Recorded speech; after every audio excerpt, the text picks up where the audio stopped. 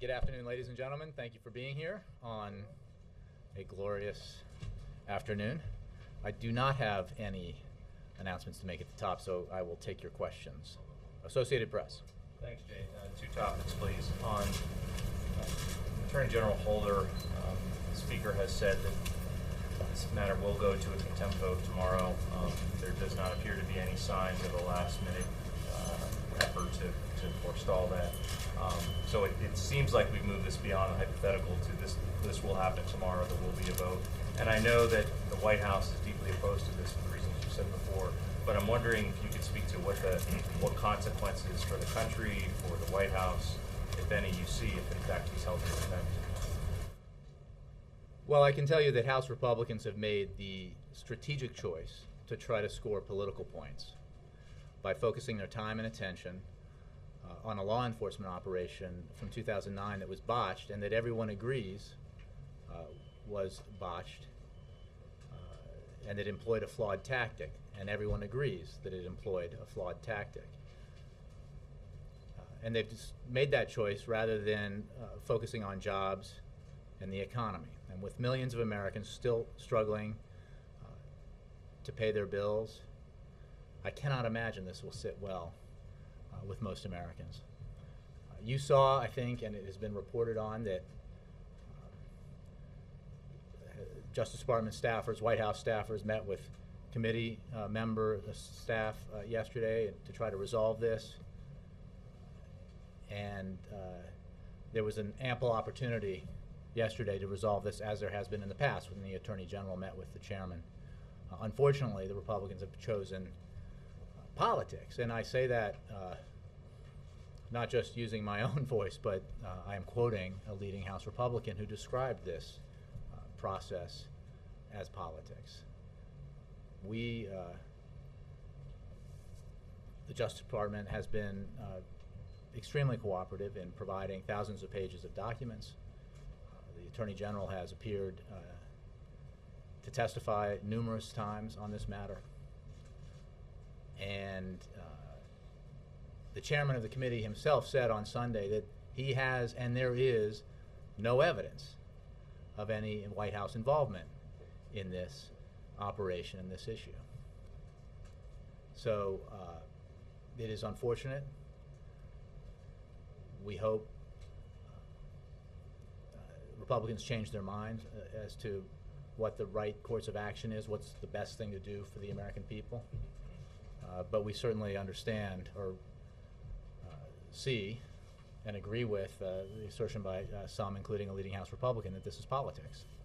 So you've just spoken there at length about the motivations as you see it. Can you speak to whether contempt vote of the Attorney General by the House would have any substantive impact on how he does his job, the administration of justice in the country? Well, I would refer you to the Department of Justice for answers to questions like that, although that is a hypothetical. The vote has not happened. What I can say, I think, with some confidence is that it will be viewed for what it is if it takes place, and that is as political theater. An action taken by Congress that does not respond to the most urgent priorities of the American people, and is the kind of political gamesmanship that frustrates the American people so much about what happens in Washington. This is not why Americans across the country go to the ballot box every other November to elect members of the House. They don't do it so that the House, Congress in general, engages in political gamesmanship and theater and launches fishing expeditions. They send them here to get work done that's essential for the health of the American economy, for our national security, creation of jobs, and they send them for legitimate oversight. That's one of Congress's responsibilities, and this administration has been enormously cooperative with Congress in its legitimate oversight function and will continue to be so. I'm sorry, one other question on Syria. More violence today, apparent attack at a TV station. The government there is blaming rebels. Assad has said yesterday, I believe, that the country's in a state of real war. I'm wondering if the White House agrees with that assessment, that Syria is in a state of war. I'll start with what you mentioned at the top. We condemn all acts of violence, including those targeting pro-regime elements, and we call on all parties to cease acts of hostility. This is in reference to your observation about the storming of a pro-Assad TV station. In terms of Assad's comments, his observation about the situation in Syria is all the more profound because he created it. He caused it. The violence that is occurring there, the brutality that's being leveled against the Syrian people is of his own doing. And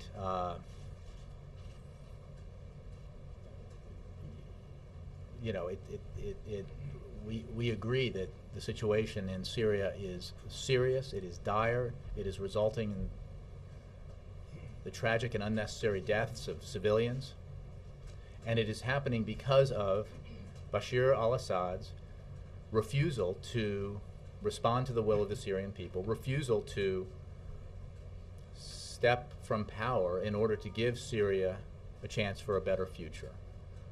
It is the result of his choice instead to try to cling on to power at all costs, to try to cling on to power by spilling the blood of innocent Syrians. And we are working with our international partners to continue to pressure Assad. We note the increasing number of defections that have taken place from the Assad regime and the Assad military. And we remain committed to a transition in Syria that cannot, because of the choices he made, include Assad. Thanks. Reuters. Thank you. On the same topic, Kofi Annan has called a meeting on Saturday in Geneva, a high-level meeting to discuss conditions in Syria and his plan. I wondered if you could tell us what the United States hopes to see happen there, what success looked like in that meeting. Well, we look forward to the June 30 meeting in Geneva that you mentioned, and we look forward to it as an opportunity to press forward with Syria's political transition. We are working full speed ahead on that transition at this critical juncture with our international partners. Special Envoy Annan has drafted a transition plan that we feel embodies the principles needed for any political transition in Syria, leading to a peaceful, democratic, and representative outcome that reflects the will of the Syrian people. The sooner this transition happens, the greater the chance we have of averting a lengthy and bloody sectarian civil war. And the better we'll be able to help Syrians manage a stable transition to democracy. You know, this is a step towards the transition that has to take place. But I would not speculate about or characterize on the outcome of a meeting that has not taken place yet. Yeah. Thank you. On healthcare and the Supreme Court tomorrow, the president yesterday, last 2 days, has vigorously defended some of the kind of consumer aspects that are already in effect on healthcare reform. He doesn't talk about the individual mandate and some of the government changes. Does the president think that popularity of those of those areas that he's been talking about is enough to justify the constitutionality of the whole act? And what should we expect tomorrow in terms of presidential reaction? Will the president make a statement after the court rules? The constitutionality of the Affordable Care Act depends not on public opinion of polls, but on legal precedent, which is well established. The president has spoken to this. Many legal scholars have spoken to it. Several very prominent conservative jurists have ruled in favor of the constitutionality of the Affordable Care Act because of their view of that precedent. the fact is, the Affordable Care Act gives hardworking, middle-class families the security they deserve, and we are confident that the law is constitutional, and I think that's what the President has been referring, and that's why we're focused on implementing the law. We await the Supreme Court decision, as does everyone, but while we do, we continue to implement the law. And I would note that thanks to the Affordable Care Act, 3.1 million more young adults who otherwise would have been uninsured have health insurance on their parents' plan. 5.3 million seniors with Medicare have saved $3.7 billion on their prescription drugs, and everyone on Medicare can get preventive services like mammograms for free, again, because of the Affordable Care Act, and 54 million Americans with private insurance can now receive many preventive services without paying co-payments or deductibles. Since you mentioned it, the mandate, the individual mandate, was the product of a conservative think tank. It was adopted by many leaders in the Republican Party in the 90s. It was adopted by and implemented by a Republican governor in Massachusetts. And while the President opposed it in the campaign, he, in the process of crafting a health care reform bill in office, was persuaded by experts in the field that it was the best and most efficient way to ensure that we can bring the largest number of people into and under coverage, getting insurance coverage, and to allow for to ensure that those with pre-existing conditions get health care coverage. And that was the impulse behind it. Again, it's not about public opinion polls, it's about policy. And you mentioned that his original opposition to the idea of requiring mandates. Is the health policy team here at the White House prepared to work on a congressional fix quickly this year, depending on what happens with the Well, I won't, with just 20 hours left or so before we hear from the Supreme Court, or before we expect to hear from the Supreme Court, speculate about hypothetical scenarios. We await the decision, as everyone does, and I can simply point you to what the HHS Secretary Sebelius has said, that we are ready. We will be ready for the decision when it comes down. Will the President speak tomorrow? I have scheduling updates for you on that. Let me move. Cheryl? Thanks. Joe, did the President veto a bill that would delay the sequester until March of next year? Yeah, that's a hypothetical. We have said is that the President has put forward on numerous occasions, most recently in his budget, the kind of balanced plan that deals with our medium and long-term fiscal challenges while ensuring that we invest in areas like innovation, education, research and development that reflects the consensus thinking of a broad array of experts and a broad array of Republicans and Democrats, at least Republicans who aren't currently members of Congress.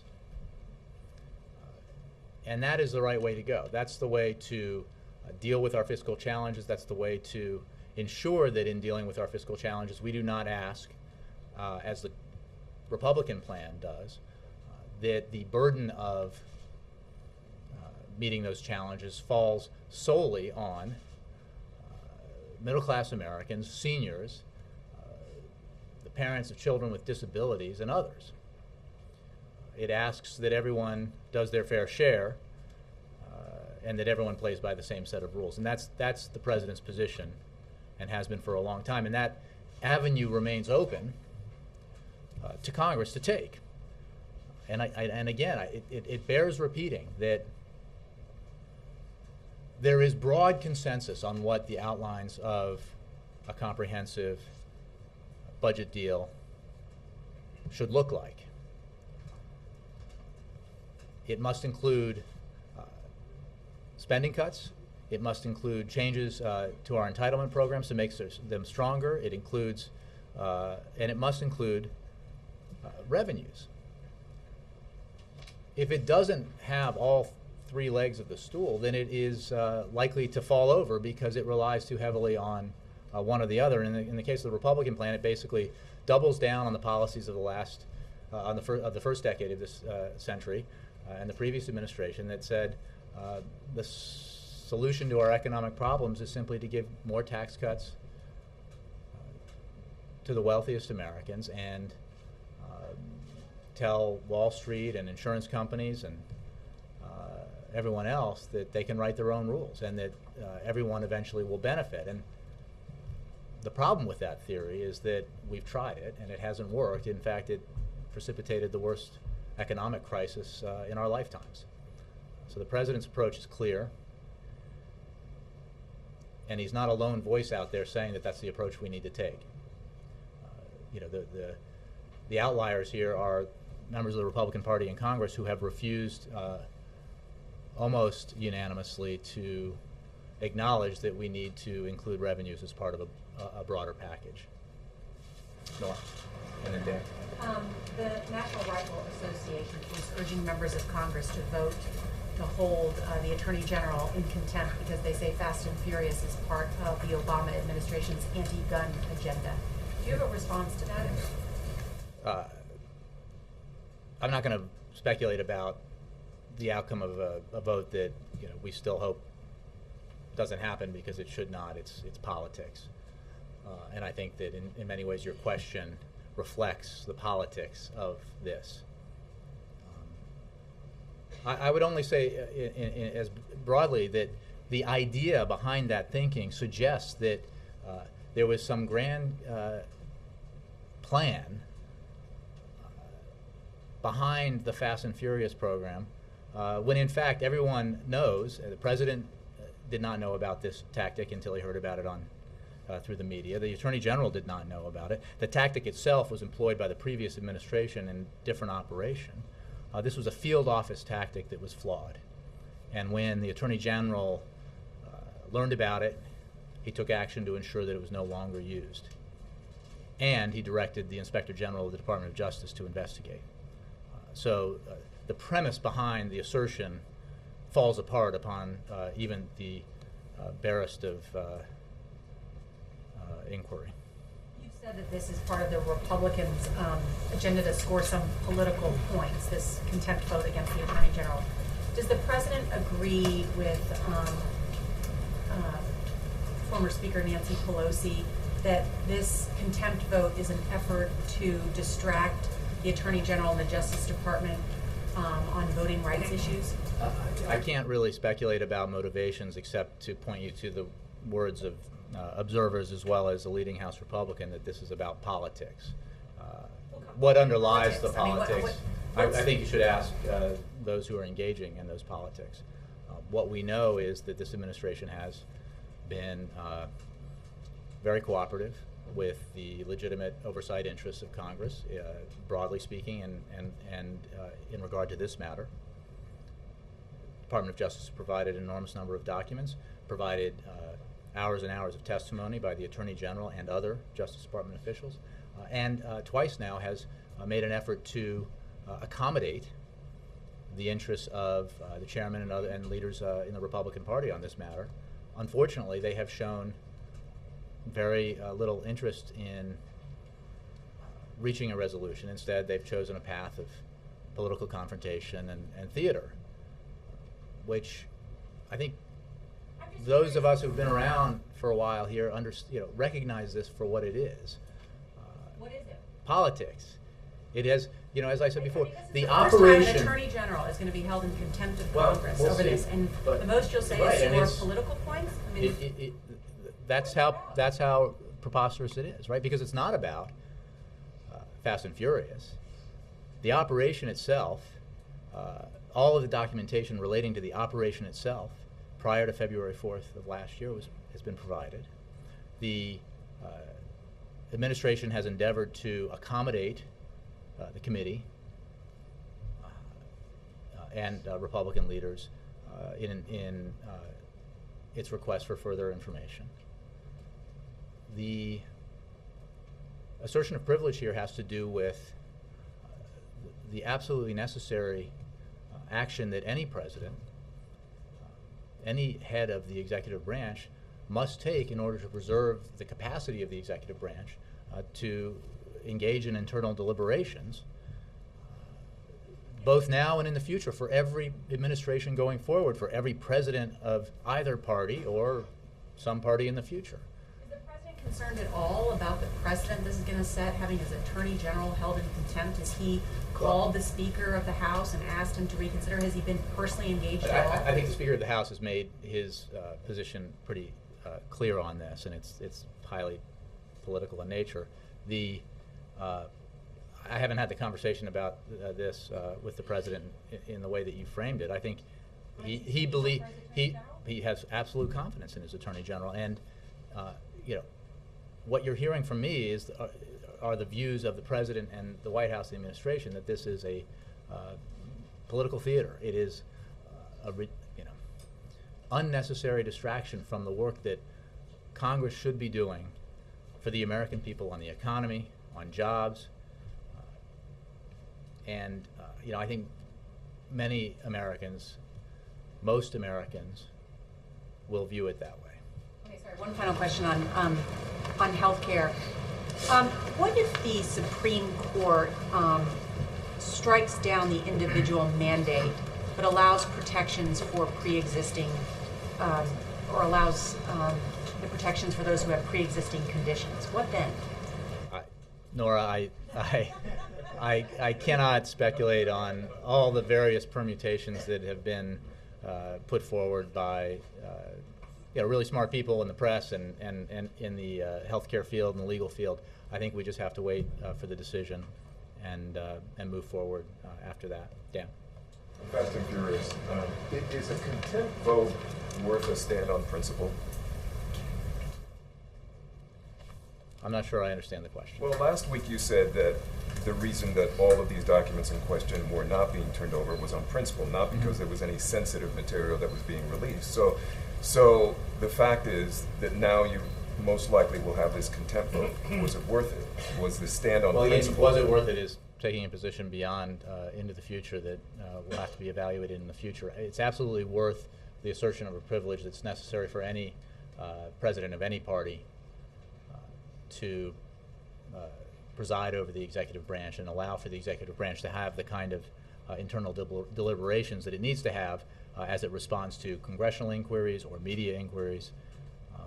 The cooperation that's been extended to Congress on this matter is extensive. Everything about the operation itself, who planned it, how it was, the tactic was employed and why, all of that has been provided in full to the committee. And again, I would point you to the statements of the chairman of the committee, who said over the weekend that there is no evidence. He has, after all this, he has what we made clear at the beginning, no evidence, because there is no evidence of White House involvement in this. This was a field tactic that was a bad idea, and everyone recognizes that it was a flawed tactic, beginning with the Attorney General and the President. The Attorney General, when he learned about it, put an end to it, its employment, its use, and instructed the Inspector General of the Department of Justice to investigate it. And again, we have endeavored to cooperate with the legitimate oversight interests of Congress, and will continue to do so. But this is as a leading House Republican has described it. It is politics, and it is not what the Congress should be up to right now. We know that we have challenges still. We have economic challenges that need to be addressed. Congress needs to finish work on the transportation bill. It needs to take action to make sure that student loan rates don't double in a few days. It needs to has the capacity to act very quickly on measures the president has put forward that would put teachers back in the classroom, or even more construction workers on the job. Would give homeowners across the country the ability to refinance their home at these historically low rates. These are things that the American people care about. The actions taken by, for political reasons, by members of House that win them spots on cable talk shows do not particularly interest, I think, the American people. And I think the highly political nature of this has been in evidence just by the actions and rhetoric that you've seen from Congress, from Republicans in Congress on this. Is there anything the White House is doing now in these final hours to try to head off this vote? Well, I think you saw, it was reported that several senior White House staff members, as well as staff from the Department of Justice, met with committee staff to try to resolve this. There was an opportunity to resolve this, and I think it was rejected, for political reasons. There is a desire. Done? Well, It can't be done? there remains hope that Republicans will change their mind, will reverse their decision, their strategic decision to try to score political points. I mean, you remain hopeful that common sense prevails here. Although you do have to look at the beginning of the year when Republicans announced that one of their chief legislative and strategic priorities was to investigate the administration and damage the president politically. Again, that is not the kind of use of congressional time and authority that most Americans would support or endorse. They'd rather have their leaders in Washington focus on the issues that matter most to them, like economic growth and job creation. One quick thing on healthcare. I know you said you wouldn't talk about the president's schedule tomorrow, but what else is or will be taking place tomorrow? Is there a war room that's set up to respond, rapid response to whatever the decision will be tomorrow? Anything that you can shed in terms of the behind the scenes that will be taking place? Most of our communications meetings happen in my office, so if you can call it a war room if you. Something more Yeah. set up just for this. No, we don't have that. We obviously have meetings about policy and communications all the time, and we'll continue to do that. I think we're just like you, waiting for an opinion, a decision, and we'll assess it. We'll assess. This is what we'll do. Yeah, there's so many permutations. I'm not sure that how useful it is to spend at least our time doing that. I would refer you to the HHS for questions about the implementation of the Affordable Care Act and the actions that they're taking, and the fact that they're ready for a decision when it comes. Yeah. House leaders, two questions. The first on healthcare. House leaders have said in the Progressive Caucus that they are ready to, if the Supreme Court rules it unconstitutional, that they would push forth a single-payer method. And do you think the president would favor a single-payer method? Or? The president favors the Affordable Care Act. It was the right thing to do to provide insurance coverage to 30 million Americans, to ensure that people with pre-existing conditions could not be denied insurance coverage. Children with pre-existing conditions could not be denied health insurance. It was the right thing to do so that young Americans could remain on their parents' health insurance policies rather than go without insurance. It was the right thing to do so that important preventive services like mammograms could be provided to millions of Americans free. And it was the right thing to do to ensure that seniors who faced significant costs through the prescription drug program were helped in alleviating that cost. So these were policy prescriptions, and the president, as you are, is awaiting the decision, and we will assess it when it comes and move forward accordingly. I'm not going to speculate. That members of his own party are already waiting for the Supreme Court to rule it unconstitutional. They've already come out with this. I have heard every opinion imaginable expressed about what the decision will be, so it doesn't surprise me that some hold different opinions. Ed. Hey, on Fast and Furious, I'm struck by when you told Nora that you wouldn't comment on something that may not happen, and you seem to kind of indicate that to Dan as well, that you're still hopeful, in your words, that they'll find the right... Congenital optimist. Congenital optimist. And I don't want to selectively listen to that, but I heard in that a hope that something could be worked out. But in answer to Dan's questions, you didn't say whether or not, okay, there were meetings yesterday, but are there meetings going on today or phone calls? Well, I don't have any meetings to read out to you. The fact that the meeting that was held yesterday it has been reported on was not because we let you know in advance it was happening. We're trying to, that reflected our good faith effort to try to accommodate the committee and leaders on this matter to avoid what is a wholly unnecessary vote that is scheduled for tomorrow. I don't have any meetings, new meetings to preview for you or read out to you. But I think you can today to avoid it, whether it's the president. The suggestion that we haven't been doing everything we can is ridiculous, given that the Attorney General asked for a meeting with the chairman and got one in an effort to resolve this. Senior White House officials as well as Justice Department officials met with committee staffers yesterday in an effort to resolve this, and at the time, as you'll recall, last Tuesday the Department of Justice made an offer of accommodation. At the time, Republicans rejected the offer because they claimed to be uncomfortable making a deal without seeing the documents that Justice Department officials suggested they could be shown. In response, yesterday, we in the administration, Justice and White House, reached out and showed them a representative sample of the documents that they sought so they could see firsthand the types of communications in contention. This offer would result in the committee getting unprecedented access to documents showing how the department responded to the committee's inquiry and would dispel any notion of an intent to mislead Congress. These documents are all after the fact and do not pertain to who designed, approved, or employed the tactics used in Operation Fast and Furious or Operation Wide Receiver or any of the other operations from the Bush administration. This was a good faith effort to try to reach an accommodation while still protecting the institutional prerogatives of the executive branch, often championed by these same Republicans criticizing us now.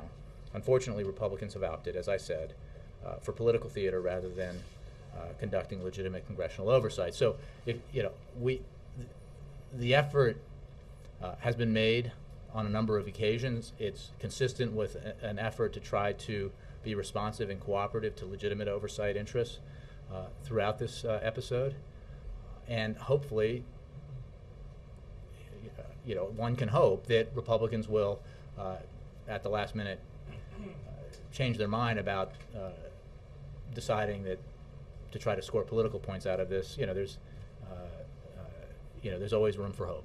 On your point about after the fact documents, you just said a couple of times before, as well as last Thursday, that in a briefing that all of the documents, you said every page related to the operation itself, not after the fact, has been turned over to Congress. After you made that statement Thursday, Republican Senator Chuck Grassley came out and said no, that they're aware of a lot of other documents related to the operation itself that have not been turned over by the Justice Department. So you're contradicting that?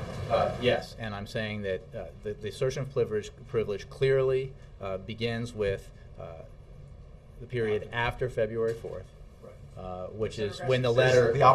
He's not talking about executive privilege. He's saying on the operation itself, he's asked for other documents, and the Justice Department has not turned them over. I would refer you to the Justice Department for details on what the 7,600 pages of documents that have been turned over. But it is simply a matter of chronological observational fact that documents created prior to that time that had to do with the actual operation, who designed it, who approved it, how it was employed in both Operation Fast and Furious and in Operation Wide Receiver, had been provided because they predated that period. The assertion of privilege is only on documents post-February 4th, and those documents have to do with the internal deliberations in the administration over how to appropriately respond to congressional and media inquiries. And those are deliberations that need to be privileged and protected because of the separation of powers enshrined in our Constitution. And that is a principle that has been asserted by administrations going back 30 years. On another subject, the Colorado wildfires have been getting more and more dangerous, and I have not heard you read out in the last couple of days a phone call between the president and the Colorado governor, or what kind of updates is he getting? It seems like the situation is getting pretty desperate. Has he spoken to officials there? Well, I think the president did speak with the Colorado governor a while ago. The president is being updated regularly. I will read out to you further communications that he has on this matter.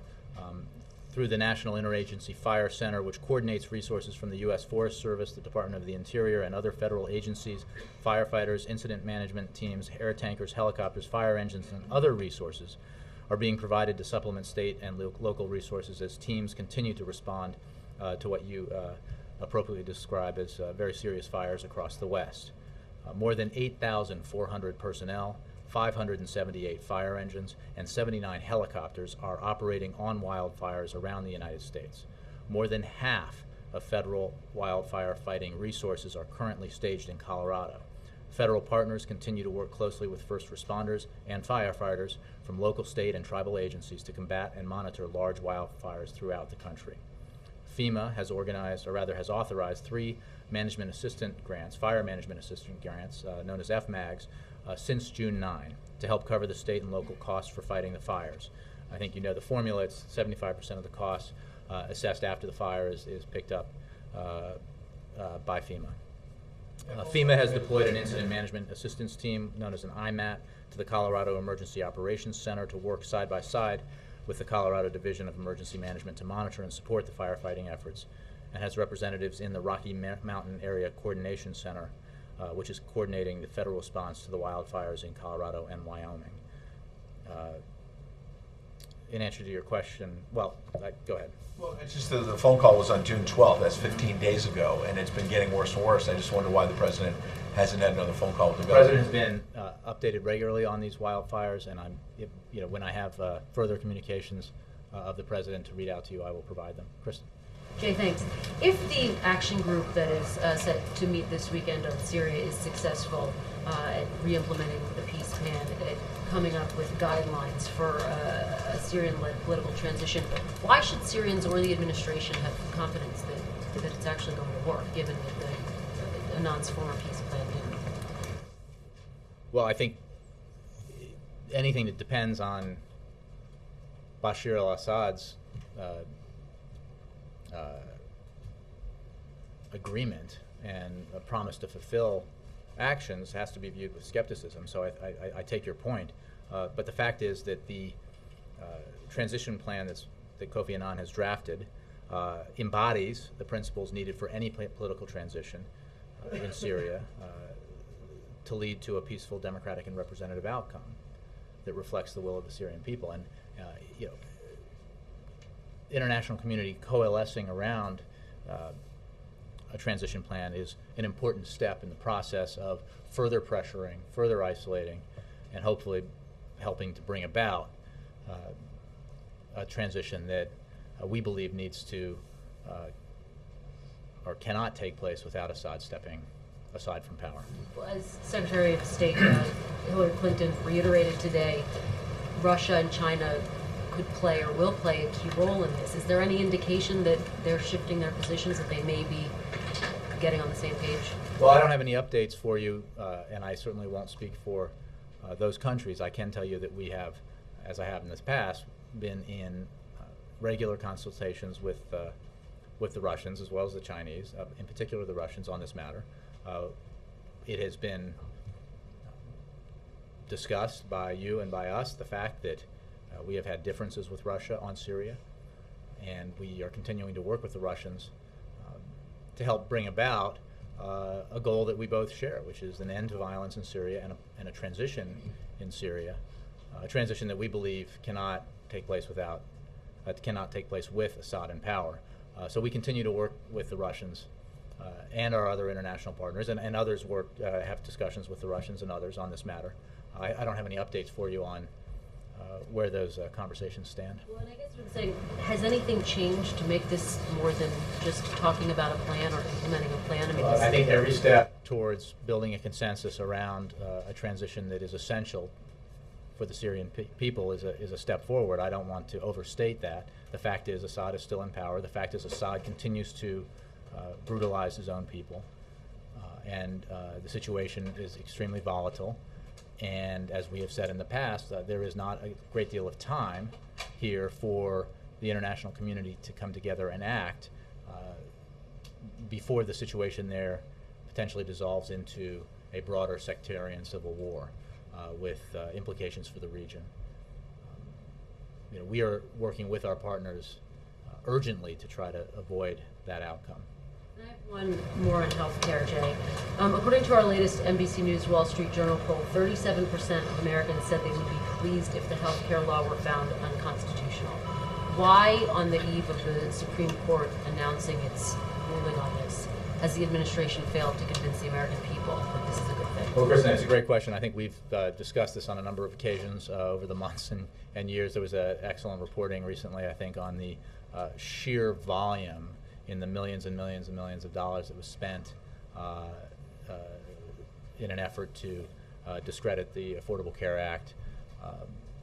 The differential there in money spent was, I think, eye-opening, but it reflects the challenge that we have faced. And again, the President's focus here has been, from the beginning, on crafting a policy that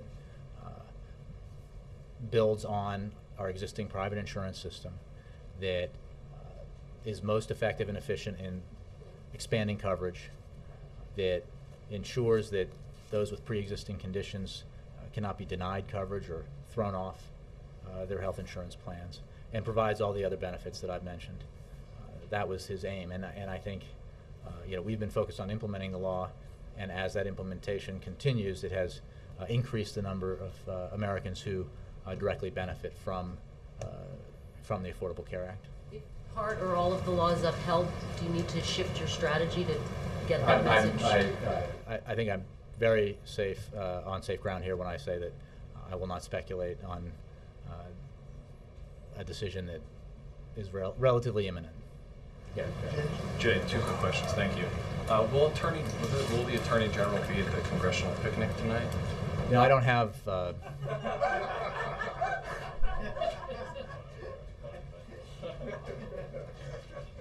I haven't seen the RSVP list, but we'll get back to you. Sure. And then this, you might not be able to answer this, but do you know where the president will be when he finds out about the Supreme Court decision tomorrow? I know generally he has to find out, like everybody else does, through WSJ.com or some good website. He'll be in the war room in my office. No, Sure. So here's my question. A lot of Americans seem surprised or even skeptical that the President of the United States would learn about something this important in the same way that everybody else does, and they are curious about the process. Can you comment on the mechanics of how the President of the United States or his representatives learn, just like everybody else, about the Supreme Court's rulings? Because people don't believe it. Well, we turn on televisions and radios and computers and watch SCOTUS blog, and it is. People are just so skeptical. Well, I think anybody who covers the Supreme Court knows that it's pretty airtight, and it is perhaps anachronistic or not, but I mean that's a fact, and so we all will await the decision and learn of it at the same time that you do. Yeah. Thank you, Jay. I just want to go back to one more thing you mentioned earlier on the mandate. You said that it was the product of a conservative think tank, and the president was persuaded to include it, in part because his aims, he thought, covering 30 million Americans was the right thing to do, and including preventative care was the right thing to do. At this point, in hindsight, does he think the mandate was the right thing to do? He continues to believe that that was the most efficient and effective way to build on our private insurance system, to provide coverage to the most people in the most efficient way, and provide the benefits that I've described. I'm not just making this claim about its origins. It's been well documented. For those of us who were reporters in the 1990s during the healthcare debates then, we keenly remember the fact that there was a bill put forward by a Republican member of the Senate, endorsed by the Republican leader of the Senate, and numerous other Republicans in the Senate that contained within it this individual mandate. And that's just a fact, and it is something that has enjoyed the support of Republicans and Democrats for a number of years. There's a great piece in the New Yorker the other day about that remarkable transformation and decisions made about group affiliation trumping policy, and I think that may be what we have here is a case of a concerted decision to abandon what was considered very mainstream conservative thinking on an issue like healthcare policy once it had been adopted by the other party. Thanks. Thank you. The transportation bill seems to be coming together up in the bill right now. What's you guys' assessment of that as you know it now? Well, congressional negotiators are still working on it, and we look forward to seeing the final product. We're encouraged by the progress that's been made. It's absolutely essential that Congress act so that thousands of construction projects around the country do not come to a halt, and that we keep those many construction workers on the job. This is the kind of work that Congress should have been and should be focusing on, rather than some of the purely political issues that we were discussing earlier. We are cautiously optimistic that this will come together, but again, we await the outcome of negotiations in Congress. It is our understanding, as I think it is yours, that the package would include action on ensuring that student loan rates do not double. That would be a welcome thing. Well, I think it is important to note that the only reason why that is in this bill, the only reason why it will get acted on, hopefully in time before the rates double, is because the president made a federal case out of it. The president pointed out that Republicans were prepared to allow interest rates double on 7.4 million students. The only reason why any of us have had this discussion for these past several weeks is because the president insisted that Congress take action. And in what are sort of a pattern that we have come to see, where there's sort of stages of denial and then acknowledgement and then acceptance. There was a phony issue. It was a distraction from the economy, when in fact education is very much a part of the economy in the president's view and most people's view.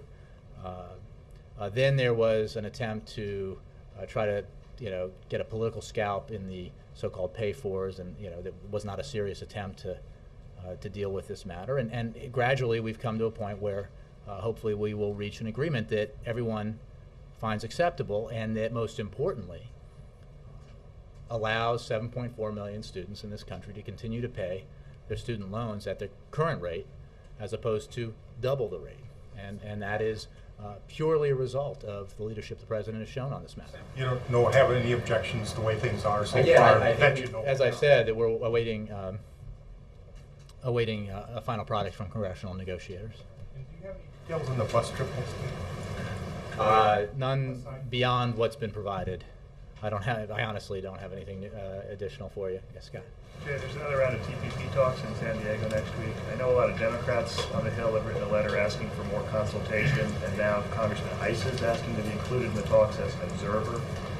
How much congressional input does the administration see room for at this stage? Scott, I will have to take that question. I have not focused on it today. You focus on TPP? I know, you really Is that a slider or a change-up? Vakara. Speaking of anachronisms, so the president regularly bashes Congress. They're going to hold his attorney general in contempt. Things aren't going so well. Why bother with a congressional picnic? Disappointing. It's a great American tradition, and the president looks forward to it, as do I. Look, I think there are 6 different kinds of barbecue, and I'm told. But I'll give you an after-action report. Thanks, Jay. Chris.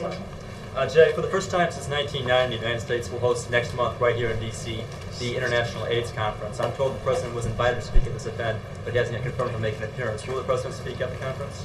I appreciate the question, but I do not have a scheduling update for you on the president. The president's FY13 budget request cut nearly $500 million, or 13%, from the president's emergency plan for AIDS relief, or PEPFAR, is the hesitation to accept this invitation.